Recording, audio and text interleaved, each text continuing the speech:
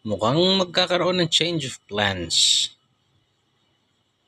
Sabi niya, ipapakulong niya na yung mga fall guy, yung mga mas mabababang tao kaysa doon sa mga demonyo na nag-orchestrate ng katarantaduhan dito sa Pilipinas, particularly sa flood control.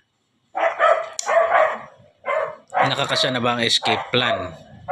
Saang bansa ba kayo pupuntang mga putang ina nyo? Doon nyo na lang siguro dadalhin si Blackpink.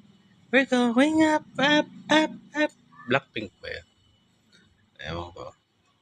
Tang ina tong mga to. Alam nyo, may hulog din kayo. Tignan nyo. Meron kayong, nako.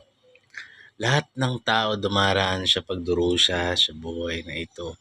Pero ang mga kaparusahan, mabigat. Nako, Diyos, di kayo naniniwala sa Diyos. Nako.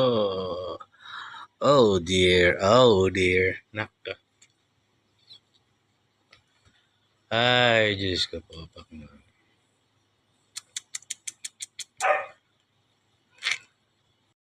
Napapaisip tuloy ako sa mga sinabi ni Saldi ko na to. Parang the end na. Talagang yung mga Remulya kaya. Ano kaya sasabihin nila Remulya? Ano kaya sasabihin ng mga Remulya na ito? Ano kaya sasabihin ni Gibo Chodoro? Ano kaya sasabihin ng Congress?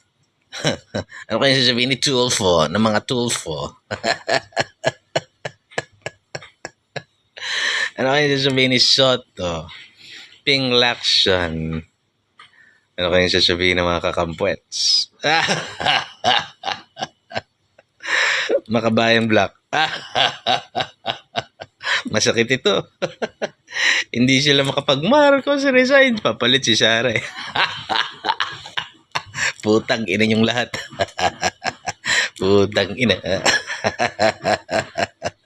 Ano namang cover up yung gagawin nyo dito? Ipapa-arrest kayo. Vlogger. Si Bato. Warrant. ICC.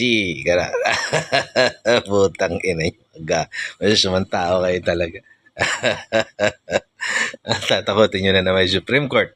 Ano naman ang gagawin ninyo? Alam ko, nag-file na yata si Bato de la Rosa ng TRO. Wala na naman. Decision yun. Hulihin nyo na naman ang mga sales. Ang hinihingi po namin 35 billion lang. 35. Ang ina, kahit piso hindi ka worth it. Baka magbayad pa ako, wag ka lang nangingialam sa gobyerno. Wala kang halaga.